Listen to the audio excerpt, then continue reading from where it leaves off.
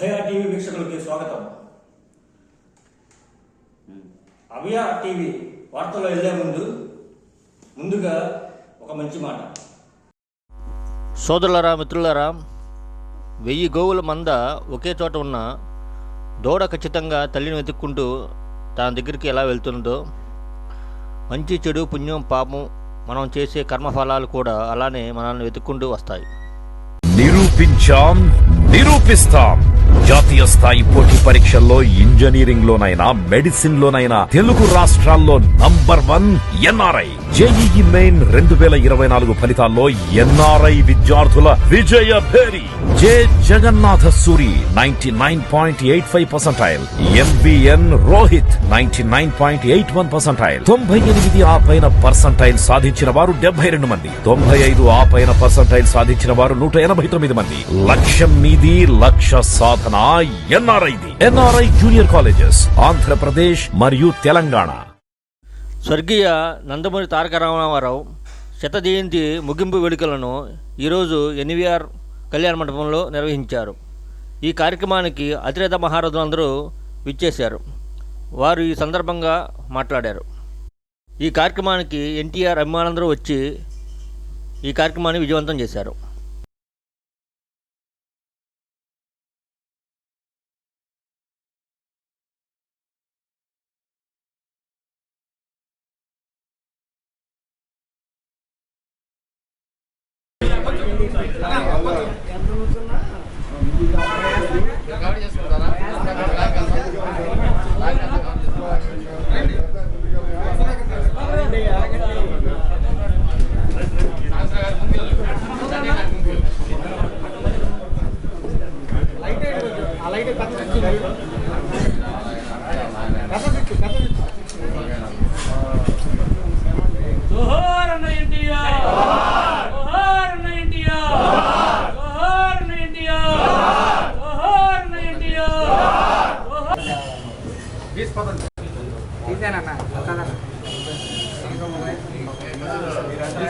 ఈరోజు పట్టణ తెలుగుదేశం పార్టీ ఆఫీసులో శకపురుషుడు నందమూరి తారక రామారావు గారి 101వ జయంతి వేడుకలు అందరి మధ్యలో కుల మతాలకు అతీతంగా, పార్టీలకు అతీతంగా అందరూ కూడా ఈరోజు ఆయనకి నివాళులు అర్పించడానికి వచ్చారు.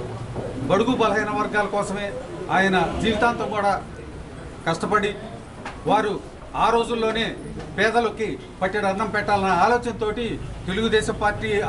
తెలుగుదేశం పార్టీని స్థాపించి ఈ రోజు వరకు కూడా దాన్ని నడుపుగలుగుతూ వస్తున్నారంటే అది ఆయన త్యాగనిరతకి, ఆయన ఈ పార్టీకి ఇచ్చిన పటిష్టతకి, దాన్ని చంద్రబాబు నాయుడు గారు దాన్ని ఇంకా బలోపేతం చేసి దాన్ని కాపాడుకుంటూ వస్తున్నారు. ఆ పార్టీని కాపాడాల్సిన అవసరం అంతా కూడా మన బడుగు బలహీన వర్గాల మీద ఉందని చెప్పి తెలియజేస్తూ సెలవు తీసుకుంటాం. ఈరోజు విశ్వవిఖ్యాత నడసార్వభౌమ మన అన్న నందమూరి తారక రామారావు గారి జయంతోత్సవాలు ఇక్కడ తెనాలిలో జరుపుకుంటున్నాం. అన్నగారు ఎన్టీఆర్ అంటే ఒక వ్యక్తి కాదు, ఒక శక్తి. ఆయన సినీ జీవితంలో కానీ, రాజకీయ జీవితంలో కానీ, నాటక రంగంలో కానీ ఎన్నో విశిష్ట సేవలు చేసి సినీ రంగానికి కానీ రాజకీయ రంగంలో 1982లో పేదవారికి కావాల్సిన నిత్యావసరాలు కూడు గూడు గుడ్డ అనే నినాదంతో పట్టెడు అన్నం పెట్టలేని ప్రభుత్వాలు ఎందుకని అదే ఉద్దేశంతో తెలుగుదేశం స్థాపించి 9 నెలల కాలంలో రాష్ట్రమంతా తిరిగి అత్యధిక మెజార్టీతో తెలుగుదేశం పార్టీని స్థాపించి ప్రభుత్వాన్ని కూడా ఏర్పాటు చేసుకోగలిగిన ఒకే ఒక వ్యక్తి మన నందమూరి తారక రామారావు గారు. అది ఆయన యొక్క పట్టుదల, ఆయన పేదల మీద ఉండే అభిమానం కూడా అలాంటిదే. ఎందుకంటే కావాల్సింది కిలో 2 రూపాయల బియ్యం, ఎంత ఆర్థిక ఇబ్బందులు ఉన్నా కానీ, అధికారులు చెప్పినా కానీ దాన్ని ఎలాగైనా మనం పేదవాడికి పట్టెడు అన్నం పెట్టాలనే ఉద్దేశంతో ఆనాడు తెలుగుదేశం ప్రభుత్వం వచ్చినప్పుడు ప్రత్యేకంగా ఏర్పాటు చేశారు. అలాగే పక్కా గృహాలు అనేటి ఇట్లాంటి ఎన్నో పథకాలు తీసుకొచ్చి తెలుగుదేశం పార్టీని మంచి ఏ ముహూర్తాన్ని కనుక తెలుగుదేశం స్థాపించారో ఆయన మంచి ఇవాటి వరకు కార్యకర్తలుండి అండదండలుండి ఆ ముహూర్తం అంత స్ట్రాంగ్గా ఉండటం కారణం మన అన్నగారు పెట్టింది ఆ తెలుగుదేశం పార్టీ స్థాపించిన రోజు.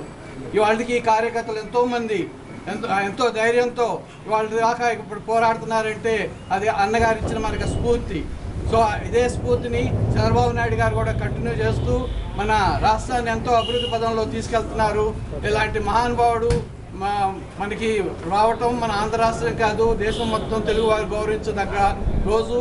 సో ఇది అందరం మనం జయంతి ఉత్సవాలు జరుపుకున్నాం. తెనాలిపట్నంలో 101వ జయంతి కూడా జరుపుకుంటున్నాం.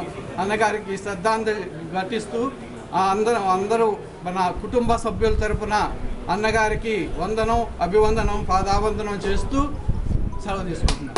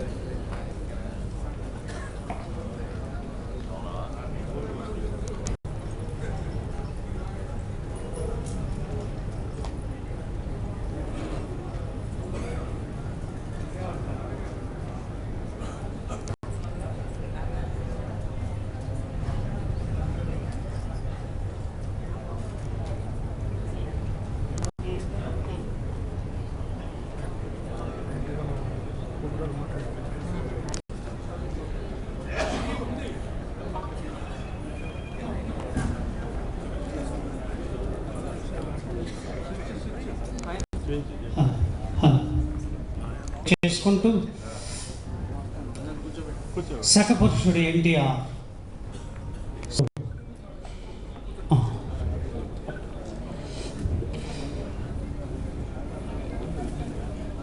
ఇంత సుదీర్ఘకాలం ముఖ్యంగా 4 విభాగాలుగా సంవత్సరం అంతా ఈ కార్యక్రమం నిర్వహణ చేసుకున్నాం. మనందరికీ తెలుసు. ఈ సంవత్సరం అంతా ఎన్టీ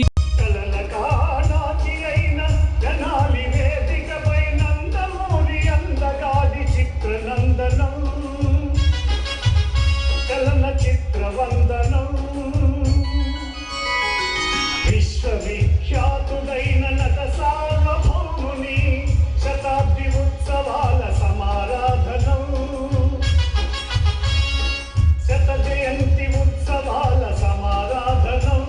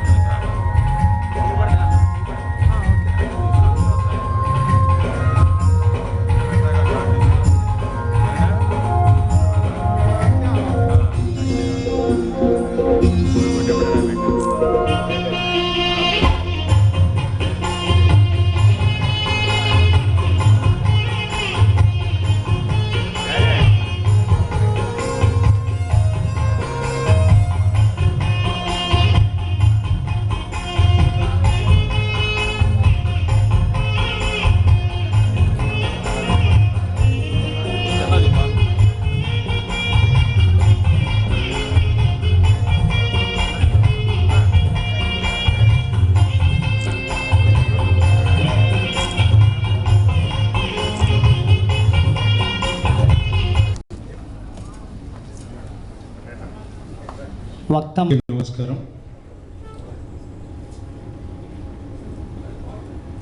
సభా పరిచయం పెద్దలు శ్రీ అయినల మల్లేశ్వర గారికి, ఈనాటి శకపురుషుడి శత జయంతి మహోత్సవాల్ని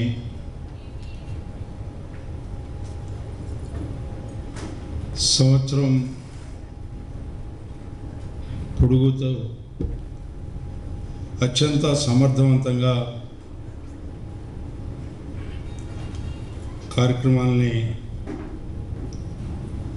దిగ్విజయం చేసినటువంటి కార్యనిర్వాహకులకి, 365 రోజులు ఒక యజ్ఞంలా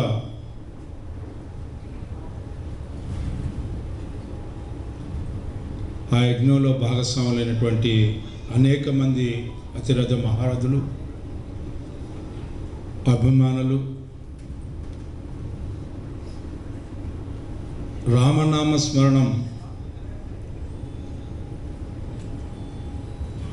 ఆ 365 రోజులు చేసినటువంటి ప్రతి ఒక్కరికి కూడా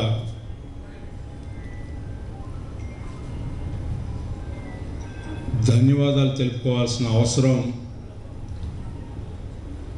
ఈనాడు ఈ యొక్క 101 శకపురుషుడి జయంతి వేడుకల్లో చెప్పాల్సిన బాధ్యతగా నేను భావించానని ఈ సందర్భంగా మీకు తెలియజేసుకుంటూ, ఈ కార్యక్రమానికి పెద్దలు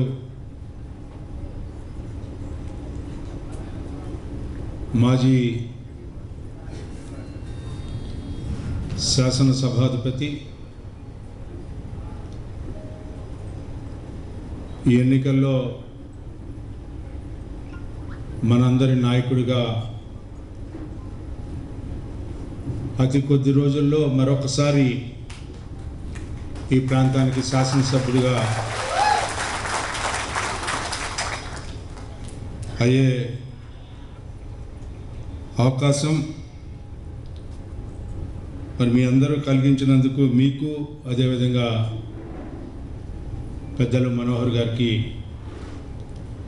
నా ధన్యవాదాలు తెలుపుకుంటూ, అదేవిధంగా మనందరికీ కూడా పెద్దగా భావిస్తాం. నిస్వార్థపరుడు, అనునిత్యం ప్రజాసేవ చేయాలని వైద్యో నారాయణ హరి అన్నట్టుగా వైద్య వృత్తిలో ఉన్న వృత్తేమో వైద్యం, ప్రవృత్తి ఏమో ప్రజాసేవ. అలాంటి ప్రజాసేవకి అంకితమైనటువంటి పెద్దలు పాటిబండ్ల దక్షిణామూర్తి గారికి, మనందరికీ తెలిసిన మన ప్రాంతవాసి, మనందరికీ చిరపరిచితురాలు, గౌరవనీయురాలు నానపనేని రాజ్కుమార్ గారికి, ఈనాటి ఈ కార్యక్రమానికి విచ్చేసినటువంటి చిత్రకారుడు అంటే చిత్రకారుడిగా పరిచయం చేయటం నాకైతే ఇష్టం లే. ఈ ప్రాంతంలో పుట్టి, ఈ ప్రాంతంలో పెరిగి, కళలకి కానాచైనటువంటి ఒక కళ అయినటువంటి చిత్రలేఖనం, దాంట్లో ఆకాశాన్ని అందుకునే వ్యక్తిగా నేను భావించే గిరిధర్ గౌడ్ గారికి, అదేవిధంగా మా అందరికీ వెన్నుతట్టి తెర మీద ఉండకుండా తెర వెనక ఉండే వ్యక్తి మిస్మి సురేష్ గారికి, మరి ఇంతటి కార్యక్రమాన్ని ఇంత దిగ్విజయంగా యావత్తు తెలుగు జాతి ప్రశంసలు పొందే అంత విధంగా తీర్చిదిద్దినటువంటి ఈ కార్యక్రమ దర్శకుడు అని ఒక రకంగా చెప్పొచ్చు. మన పుట్టివాడైనా గట్టివాడని చెప్పుకునే విధంగా మన సినీ రైటర్ ఈ రోజున పంచ్ డైలాగ్ ఎవరు రాయగలరు అంటే పంచ్ డైలాగ్కి అర్థాన్ని దిశ దశ నిర్దేశాన్ని ఇవ్వగలిగిన ఏకైక వ్యక్తి ఈ ఆంధ్ర రాష్ట్రంలో మన సాయి మాధవ్ గారు. ఆ రకంగా ఈ రోజున దీంట్లో భాగంగానే ఇంకొక వ్యక్తి గురించి కూడా స్మరించుకోవాల్సిన అవసరం ఉంది. పెద్దలు కొమ్మినేని వెంకటేశ్వరరావు ఎవరెవరు రావాలి, ఏ రకంగా రావాలి, ఎట్లా రావాలి, స్క్రీన్ ప్లే డైరెక్షన్ అన్నీ ఆయనే మాకు. అలాంటి పెద్దలు కొమ్మినేని వెంకటేశ్వరరావుకి ఇంకొక వ్యక్తి ఈ కార్యక్రమాన్ని అత్యంత వైభవంగా తీర్చిదిద్దినటువంటి ఏవిస్ని ప్రత్యేకంగా తన ప్రతిభా పాఠవాలతో అందరినీ కూడా ఆకర్షితులుగా చేసినటువంటి మహమ్మద్ షాబీర్ గారు, ఆయనకు ప్రత్యేకమైనటువంటి ధన్యవాదాలు తెలుపుకోవాల్సిన అవసరం ఉంది ఈ సందర్భంలో. అదేవిధంగా సింగారావు నాగేశ్వరరావు నిజంగా కార్యక్రమం నడిపింది ఆయన, ప్రశంసలు వచ్చింది మాకు. అప్పుడప్పుడు తిట్లు కూడా ఆయనే తింటూ ఉంటాడు.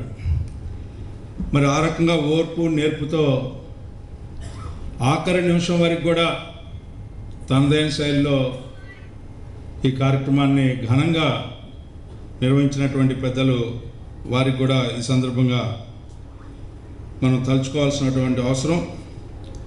అదేవిధంగా జుగాష్ విలి గారి గురించి కూడా అంతే పాత్ర.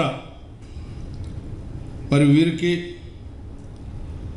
అదేవిధంగా తల్లి భవానీ, నిత్యం ఒక కళాకారుడికి సన్మానం, నిత్యం ఒక సినిమాని ప్రేక్షకులకు చూపించడం, ఎంత కష్టమైన నష్టమైన బాధ్యతతో కూడినటువంటి కర్తవ్యంగా భావించి ఆ కార్యక్రమాలని పూర్తి చేసినటువంటి ఆ తల్లికి, మరి అదేవిధంగా నేను సైతం అన్నట్టుగా మా సింగారావు ప్రతి కార్యక్రమంలో కూడా తను లేని కార్యక్రమం అంటూ లేకుండా తనదైన శైలిలో ఈ కార్యక్రమాన్ని చాలా గొప్పగా నిర్వర్తించి, మరి అన్నిటికంటే మా పార్టీ హౌస్ కోటి, నేను డబ్బులు ఇచ్చినా ఇగిపోయినా ముందల కార్యక్రమాన్ని నడిపి తర్వాత బిల్లు పెట్టే మా కోటికి కూడా ప్రత్యేకమైన ధన్యవాదాలు తెలుపుకోవాల్సిన అవసరం ఉంది.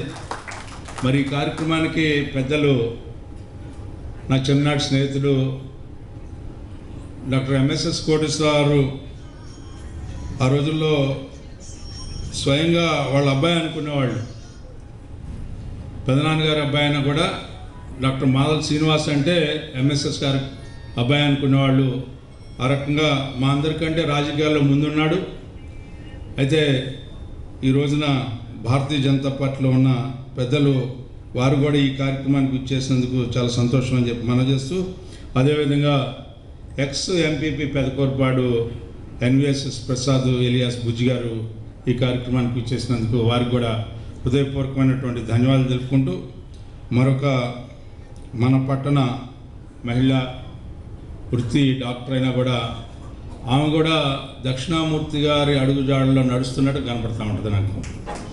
అనునిత్యం పేదవాళ్ళకి సహాయం చేయాలి, పేదలను ఆదుకోవాలి, వైద్య వృత్తిని ఆ రకంగా అందించాలని చెప్పి ఆమెకి దీంతోపాటు సాహిత్య అభిమాని, ఆ రకమైనటువంటి కార్యక్రమాలన్నింటినీ కూడా విజయవంతం చేస్తూ తన యొక్క వృత్తిలో తను కొనసాగుతూ ఈరోజు ఈ కార్యక్రమానికి మరి ప్రత్యేకంగా బ్రోచర్ని రిలీజ్ చేయడానికి, ఏవీని రిలీజ్ చేయడానికి వచ్చేసినటువంటి డాక్టర్ శారద గారికి ప్రత్యేకమైన ధన్యవాదాలు తెలుపుకుంటూ, మరి ఈరోజు 101 జన్మదినం జయంతి వేడుకలను మనం జరుపుకుంటా ఉన్నాం. ఈరోజు ప్రత్యేకంగా ఎందుకు ఈ కార్యక్రమాన్ని పెట్టమన్నా అంటే మిమ్మల్ని అందరినీ చూడటానికి, మీతో ఎన్టీఆర్ గారి సమక్షంలో మీ అందరితో ఇది ఒక సువర్ణ అవకాశంగా తీసుకోవటానికి. ఒక రకంగా చెప్పాలంటే ఎన్టీఆర్ పెట్టిన భిక్ష. ఆల్పాటి రాజేంద్ర ప్రసాద్ ఒక సామాన్య కుటుంబంలో పుట్టి ఒక సామాన్య వ్యక్తిగా ఎక్కడో ప్రాక్టీస్ చేసుకుంటా ఉంటుంటే నువ్వు రాజకీయాల్లోకి వెళ్తావా అని చెప్పి ఆయన అంటాం. ఆయన అనగానే నాకేంటో పూనకం వచ్చినట్టుగా తట్టా బుట్టా సర్దుకొని గుంటూరు రావటం, ఆ రకంగా రాజకీయ రంగ ప్రవేశం చేయటం, తెలుగుదేశం పార్టీలో క్రియాశీలకమైనటువంటి పాత్ర వహించటం, ఆనాటి నుంచి ఈనాటి వరకు కూడా ఆ మహానుభావుడి యొక్క పుణ్యం వల్ల ఈ రకంగా నేను మీ అందరికీ తెలిసే అవకాశం. మరి ఆయనతో ఉన్న పరిచయం, ఆయనతో ఉన్నటువంటి అనుబంధం మాటలతో చెప్పేది కాదు, అది భాషకి భావానికి కూడా అందనటువంటి అనుబంధం ఆయనతో ఉంది అని చెప్పి చెప్పుకోవాల్సినటువంటి పరిస్థితి. అలాంటి నాయకుడికి మరి మొట్టమొదటిసారిగా 100 సంవత్సరాలు నిండిన సందర్భంలో ఆయనకి ఏదో ఒకటి చేయాలనే మనసులో ఉంది, కానీ ఏం చేయాలో నాకు అర్థం కాని సందర్భంలో రెండో ఎదగపోయిన కాళ్ళకు తగిలినట్టుగా ఓ రోజు ఉదయం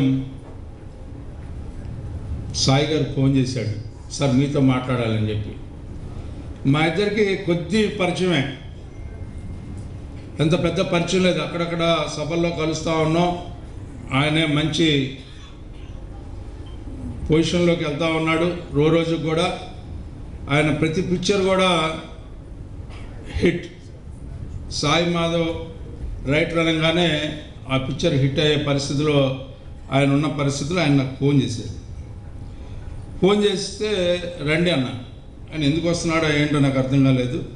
సరే మీకు ఈ ఆలోచన ఏదో ఉంది అని చెప్పి నాకు తెలిసిందండి. మనం ఆయన సినిమాలన్నీ రీటేక్ చేసి రీమేక్ చేసి మనం ఆడించడానికి అవకాశం ఉంటుంది. ఎన్ని సినిమాలు ఉన్నాయంటే 303 సినిమాలు ఉన్నాయి. అంటే ఎన్నింటినీ రీమేక్ చేయాలంటే అన్నింటినీ చేయగలమని చెప్పారు. సరే ఏదో ఒక మరి ఆయనకి కొత్త అనుభవం, నాకు కొత్త అనుభవం. ఎంత బడ్జెట్ అయితే అంటే ఏదో ఒక చిన్న బడ్జెట్ ఏదో అనుకున్నాం, మాకు అది అందుబాటులో ఉన్నట్టుగా అనిపించింది ఆ బడ్జెట్ అప్పుడు మాట్లాడుకున్నప్పుడు. సరే ఎస్ అని అనుకున్నాం. ఎవరిని అడగాలి థియేటర్ అని అనుకుంటే మరి పెంసాని వారిని అడుగుదాం. ఎందుకంటే ఆయన కట్టించిన థియేటర్ రామకృష్ణ థియేటర్ కాదు అవును కాబట్టి దాన్ని అడిగితే ఎట్లా ఉంటుందని చెప్పి పెంసాని చంద్రశేఖర్కి ఫోన్ చేద్దామని అనుకునే సందర్భంలో ముందర పెంసాని పోతురాజు గారు, ఆయన కూడా ధన్యవాదాలు ప్రత్యేకంగా ఈ సభ, ఆయన కూడా ఒక అతిథి. ఆ పోతురాజు గారిని దగ్గరికి వెళ్తే దాన్ని ఏమందంటే అది ఇది అన్నాడు. మరి ఆయన్ని మేము అడిగాం, పిక్చర్ ఎంత అయింది ఏంటంటే అదేమో చూసుకుందామండి. నేను కాదులేండి ఎంతో కొంత ఇద్దాము, ఎలక్ట్రిసిటీ ఛార్జెస్ ఇవి అంటే ఆయన వెంటనే ఒప్పుకోవటం జరిగింది. చాలా సంతోషం వేసింది. మొదటి అడుగు, తొలి అడుగు. మరి చాలా సందర్భంలో మాకు 365 రోజులు కూడా ఉదయం 9 నుంచి 12 వరకు మాకు సినిమా ఎన్టీఆర్ సినిమాని ప్రదర్శించడానికి అవకాశం అవటం అనేది నిజంగా ఒక వరం, అడగని వరం ఇచ్చినట్టుగా పోతురాజు గారు మాకు అనిపించింది. ఆయన్ని మనసులోనే శతకోటి వందనాలు పెట్టుకున్నాను నేనైతే మాత్రం. ఇంతటి మంచివాడు ఎక్కడా దొరకడేమో మనకని చెప్పి అనుకున్నాను. అందుకని ఆయన ఎప్పుడు మర్చిపోను. అలాంటి పోతురాజు గారికి ప్రత్యేకమైన ధన్యవాదాలు చెప్పుకోవాల్సిన అవసరం ఉంది సభాపూర్వకంగా. మరి ఆయన ఇచ్చిన తర్వాత ఎవరిని పిలవాలి ఏంటి అనేది ఇదంతా మేము రిహార్సల్లోనే ఉన్నాం, ఇంకా కంప్లీట్ అవ్వాల. మెల్లిగా బాలయ్య బాబు ఎక్కడో దీంట్లో షూటింగ్లో ఉన్నాడు. షూటింగ్లో ఉంటే అక్కడికి వెళ్తే ఇది మా యొక్క ఆలోచన, మీరు గౌరవ అధ్యక్షులుగా ఉండాలంటే దాని బ్రదర్ ఓకే అన్నాడు ఆయన. ఓకే, రెండో అంశం సక్సెస్. ఎవరిని పిలవాలి 12 నెలలు? ఎవరెవరు గెస్టులుగా రావాలి అంటే కుటుంబ సభ్యులు ఖచ్చితంగా వచ్చి అవార్డు ఇవ్వాలి అని చెప్పి బాలయ్య బాబు గారితో డిస్కస్ చేస్తే బాలయ్య బాబు గారు ధాన్యవంది నేను ఖచ్చితంగా ఏర్పాటు చేసే బాధ్యత నాది, ఆ బాధ్యత నేను తీసుకుంటా అని చెప్పి ఆ బాధ్యత తీసుకున్నటువంటి బాలయ్య బాబు గారికి ఈ సభాపూర్వకంగా హృదయపూర్వకమైనటువంటి ధన్యవాదాలు తెలుపుకుంటా ఉన్నాను. ఆ రకంగా ప్రతి అంశం కూడా ఏదో అంటారు చూస్తారా, కలిసి వచ్చేటప్పుడు అంట నడిచి వచ్చే కొడుకు పుడతాడంట. ఆ రకంగా మాకు ఈ శకపురుషుడి శతజయంతి మహోత్సవాలు జరుపుకోవడానికి ఎక్కడ కూడా ఎలాంటి సందర్భంలో కూడా ఏ అంశంలో కూడా ఆఖరి నిమిషం కూడా ఎలాంటి ఆటంకం లేకుండా పూర్తిగా జరిగింది. ఆఖరికి ఫైనల్లో గ్రాండ్ ఫినాల్ ఎట్లా జరపాలి అనుకుంటే రజనీకాంత్ని పిలవాలని అనుకున్నాం. ఆయనతో మాట్లాడి ఆయన కూడా వస్తా అన్నాడు. ఈ లోపల మా టీడీ జనార్దన్ గారు హైజాక్ చేసి పారేసి హైదరాబాద్లో పెట్టి విజయవాడలో పెట్టి ఆ రకంగా బ్రహ్మాండంగా ఆయన యొక్క శతజయంతి మహోత్సవ వేడుకల్ని చంద్రబాబు నాయుడు గారు పెద్దలందరి సమక్షంలో జరగడం జరిగింది. చాలా సంతోషం. ఆ తర్వాత మేము అనుకుంది ఏంటంటే అప్పటికి ఒక పుస్తకాన్ని, ఈ 12 నెలలు జరిగినటువంటి పుస్తకాన్ని 12 పర్వాలుగా, ఎందుకంటే మహాభారతాన్ని 18 పర్వాలుగా చెప్పుకుంటాం. మన నందమూరి తారక రామారావు గారి యొక్క జీవితాన్ని, జీవిత సంగ్రహాన్ని, అదేవిధంగా మనం చేసినటువంటి కార్యక్రమాలని 12 పర్వాలుగా విడగొట్టి 12 నెలలు ఏ రకంగా మనం దీన్ని నిర్వహించాం, దీన్ని ఏ రకంగా ప్రజల్లో తీసుకెళ్లాలని చెప్పి ఆ రకంగా 12 పర్వాలుగా దీన్ని విభజించాలని చెప్పి అనుకున్నాం. అలాంటి మహనీయుడికి 1 సంవత్సర కాలం పాటు మనం చేసుకున్నామంటే ఇది ఆ మహానుభావుడు మనకిచ్చినటువంటి అదృష్టం. ఎంతమంది అండి ప్రపంచవ్యాప్తంగా నాకు ఫోన్లు చేసేవాళ్ళు, ఎలా చేస్తున్నారు అసలు ఏంటి ఇంత అద్భుతంగా చేస్తున్నారా? ఎన్టీ రామారావు గారికి తెనాలికి సంబంధం ఏంటి? ఎక్కడా జరిగింది? తెనాల్లోనే ఎందుకు చేస్తున్నారంటే తెనాలి కళల కాణాచి కాబట్టి. తెనాలి వాళ్ళకి ఆసక్తి ఉంది, చెయ్యాలనే తపన ఉంది. ఒక వారం చేసి వారం అయిపోయింది ఏం చేస్తామో సంవత్సరం పాటు ఎక్కడ మనం అమ్మా అని ఒక్కళ్ళు కూడా అనుకోలేదండి. 365 రోజులు, వారానికి 5 సినిమాలు, ప్రతి శనివారం ప్రతి ఆదివారం పెన్షనర్స్ హాల్లో సదస్సులు, ఒకరోజు ఎన్టీ రామారావు గారి సినిమాల మీద సదస్సులు, ఒకరోజు ఎన్టీ రామారావు గారి వ్యక్తిత్వం మీద సదస్సులు. అలాగే ప్రతి నెల చివరి శనివారం ఎన్టీఆర్ రంగస్థల పురస్కారం. 2 తెలుగు రాష్ట్రాల్లో ఉన్నటువంటి రంగస్థలానికి సంబంధించిన మహానుభావుల్ని తీసుకొచ్చి ఎన్టీఆర్ రంగస్థల పురస్కారంతో పాటు 10,000 రూపాయల నగదు బహుమతి కూడా రాజా గారు అందించారు. అలాగే ప్రతి నెల చివరి ఆదివారం ఎన్టీఆర్ చలనచిత్ర పురస్కారం. ఎన్టీ రామారావు గారితో పనిచేసినటువంటి లెజెండరీ పర్సనాలిటీస్ అందరినీ కూడా నెలకొకరిని, ఒక్కొక్కప్పుడు నెలకి 2 కూడా వచ్చారండి, తీసుకొచ్చి వాళ్ళకి ఎన్టీఆర్ చలనచిత్ర పురస్కారం ఎన్టీ రామారావు గారి కుటుంబ సభ్యుల చేతుల మీదుగా ఇవ్వటం.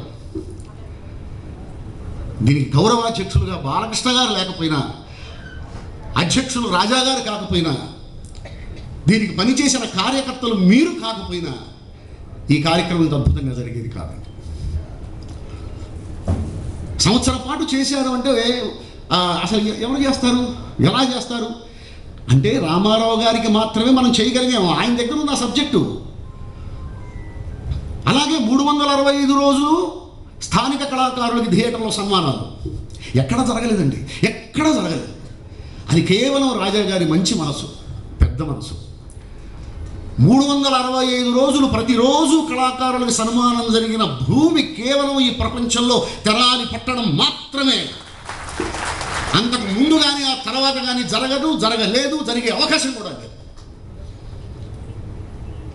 ఎందుకంటే ఆయన దగ్గర ఆ సబ్జెక్ట్ ఉందండి. రామారావు గారి దగ్గర రామారావు గురించి మాట్లాడమంటే ప్రతిరోజు ఏది రిపీట్ కాకుండా మనం మాట్లాడగలం. ఇంకొకళ్ళ గురించి అయితే రిపీట్ కాకుండా మాట్లాడలేము.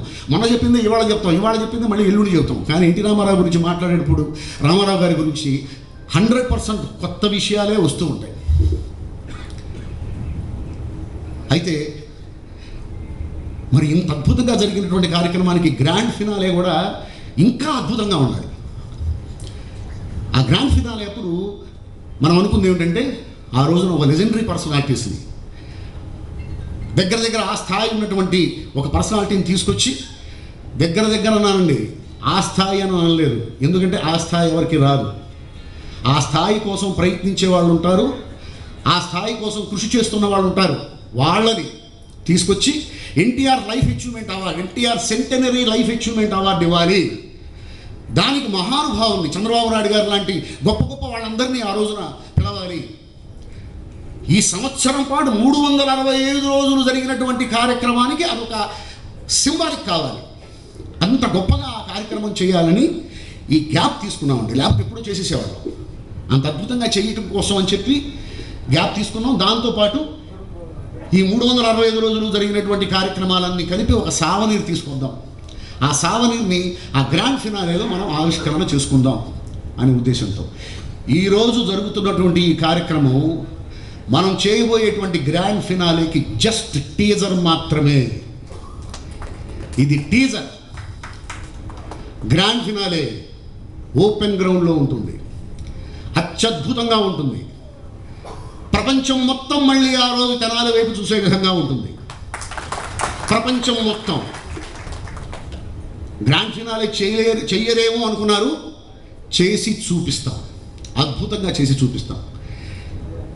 ఇంకా చాలా మాట్లాడాలని ఉంది, కానీ ఇంకా వక్తలు ఉన్నారు, సమయాభావం కూడా ఉంది కాబట్టి సెలవు తీసుకుంటున్నానండి.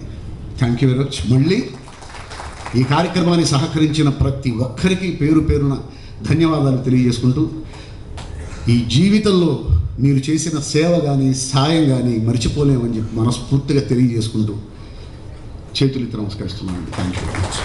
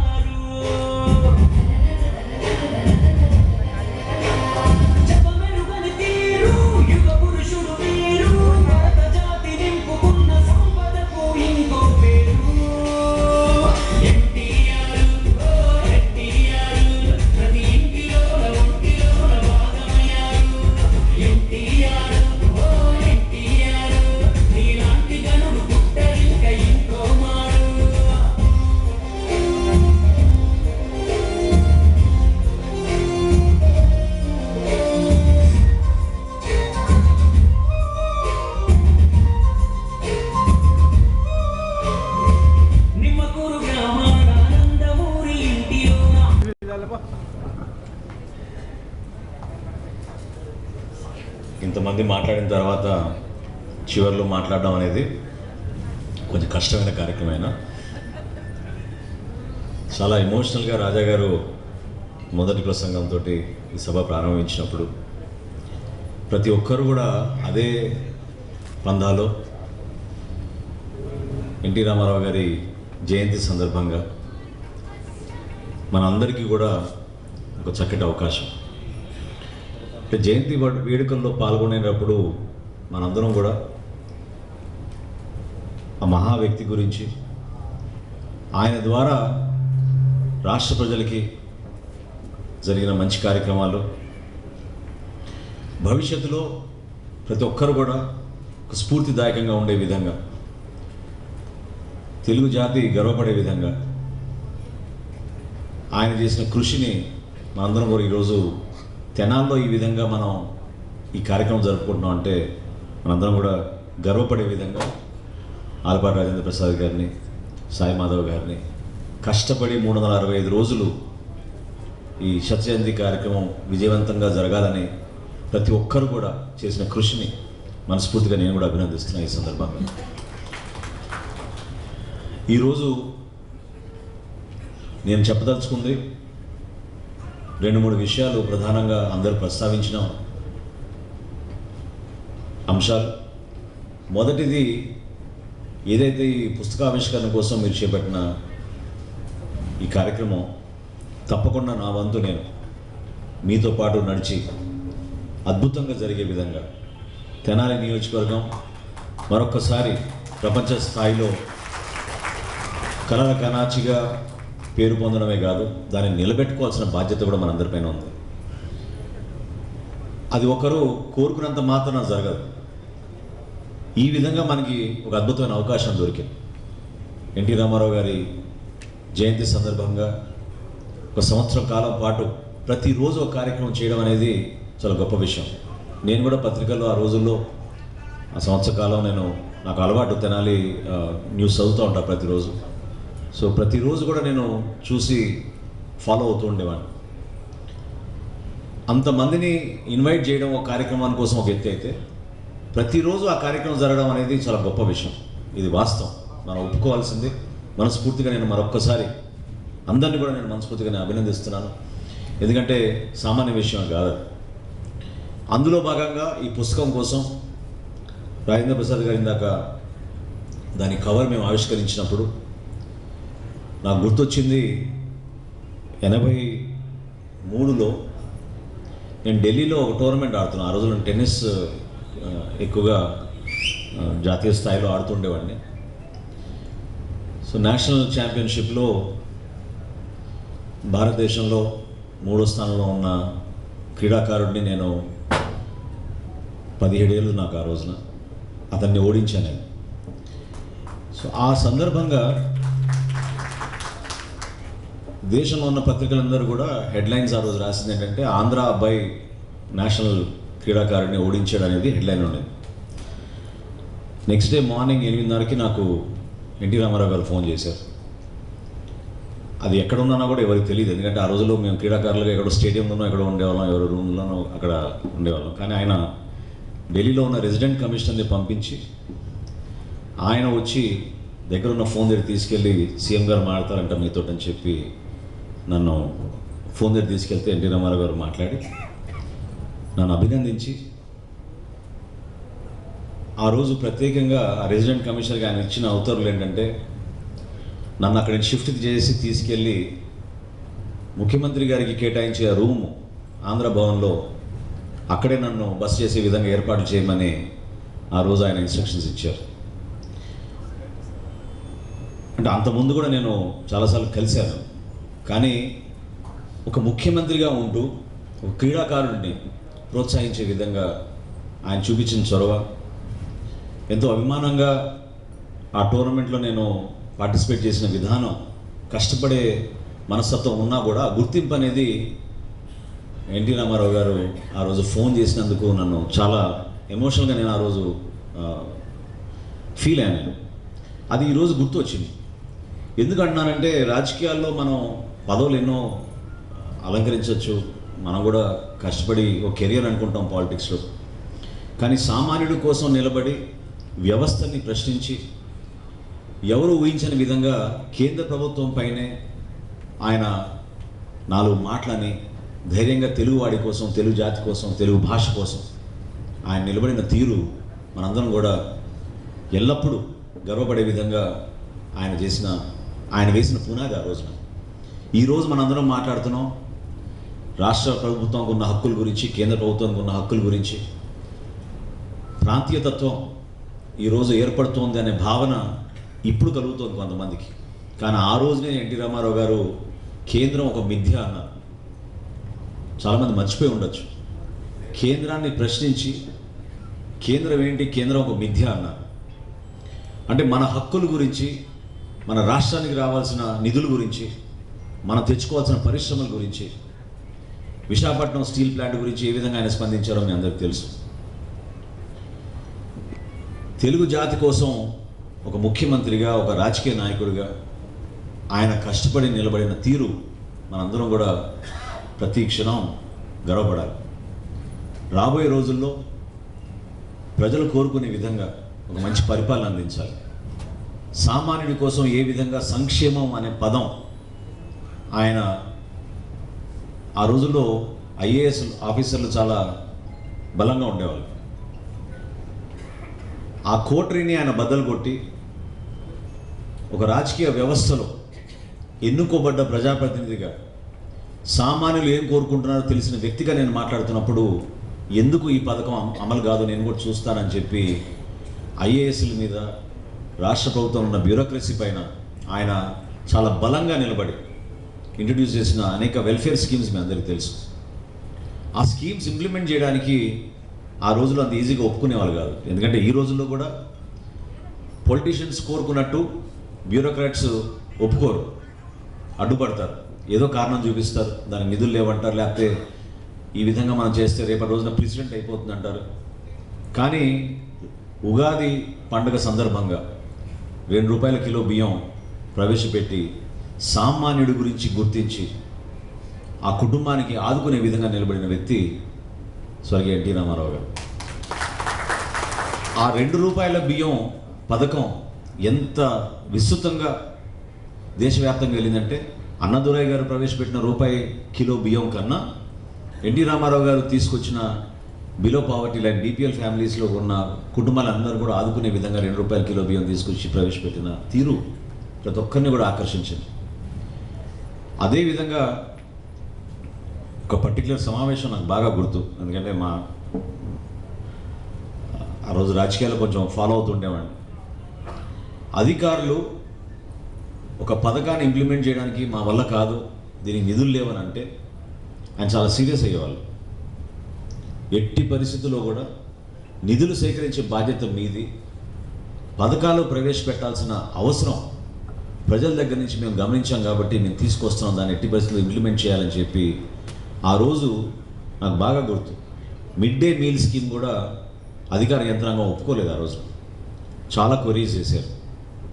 కానీ ఎట్టి పరిస్థితుల్లో కూడా మన ప్రభుత్వ పాఠశాలలో మధ్యాహ్న భోజన పథకం ప్రవేశపెట్టాలని బడికి వెళ్ళే పిల్లలకి ఒక అద్భుతమైన కార్యక్రమం ఎన్టీ రామారావు గారు ఆ రోజు తీసుకొచ్చారు. అదేవిధంగా మీ అందరికీ తెలుసు, చాలామంది ఇక్కడ సీనియర్స్ ఉన్నారు, నేను చెప్పవలసిన లేదు, కానీ 2-3 సంఘటనలు నాకు గుర్తున్నవి, నాకు చాలా నచ్చినవి. ఎందుకంటే ఈరోజు వీళ్ళు సంక్షేమం గురించి మాట్లాడతారు, ఈరోజు సంక్షేమం అంటే ఏంటో మేమే చేసాం, ప్రతి కుటుంబాన్ని ఆదుకున్నాం అని చెప్తారు.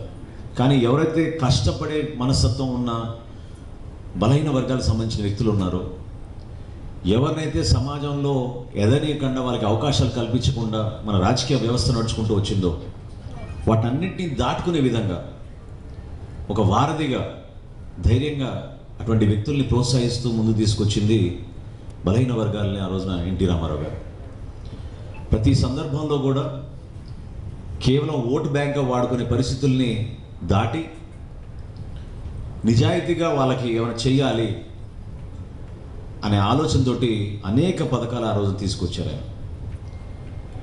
నేను మనస్ఫూర్తిగా మీ అందరికీ కూడా ఈ సందర్భంగా మాటిస్తున్నాను, తెనాల్లో మనందరం కూడా కలిసికట్టుగా ఏ విధంగా పనిచేసి గత 4-5 నెలల నుంచి కష్టపడ్డామో రాష్ట్రంలో ఒక మార్పు కోసం, ప్రజాస్వామ్యాన్ని నిలబెట్టడానికి కోసం, నిజాయితీగా ఒక మంచి పరిపాలన తీసుకొచ్చి ప్రజలకి అందుబాటులో ఉండి ప్రతి వర్గాన్ని కూడా ఇంకా ముందుకు నెట్టే విధంగా మన వంతు మనం సహాయం చేసే విధంగా మనం ముందుకెళ్దాం. అందులో నేను మీతో పాటు ఒక భాగస్వాముడిని. ఈ ప్రయాణాన్ని మీరందరూ కూడా చూశారు, ఆశీర్వదించారు. చాలామంది ఇందులో భాగస్వాములు అయ్యి కష్టపడ్డారు. నాతో పాటు ఏమాత్రం కూడా ఏ సందర్భంలో కూడా వెనకడుగు వేయకుండా నిలబడిన పెద్దలు ఆల్పాటి రాజేంద్ర ప్రసాద్ గారికి మనస్ఫూర్తిగా నేను ఈ సందర్భంగా ధన్యవాదాలు తెలుపుకుంటున్నాను. ప్రతి కార్యక్రమంలో కూడా రాజ్కుమారి గారు పాపం ఆమె వయసులో పెద్ద అయినా కూడా మమ్మల్ని అందరినీ కూడా ఉత్తేజపరచడానికి ఆమె ఎప్పుడు ముందు ఉంటారు. ఆ విధంగా ఆమె కూడా కంట్రిబ్యూట్ చేసినందుకు మనస్ఫూర్తిగా నేను ధన్యవాదాలు తెలుపుతున్నాను. పాటిబండ్ల దక్షిణామూర్తి గారు, ఆయన మన ప్రాంతానికే మంచి పేరు తీసుకొచ్చారు. ఆయన భావాలు చాలా బలంగా వినిపిస్తూ ఉంటారు, ఎక్కడ కూడా తగ్గరు ఆయన. అటువంటి వ్యక్తుల వలన మనం ఎప్పుడైనా సరే పొరపాటు చేస్తుంటే కరెక్షన్ చేసుకోవచ్చు.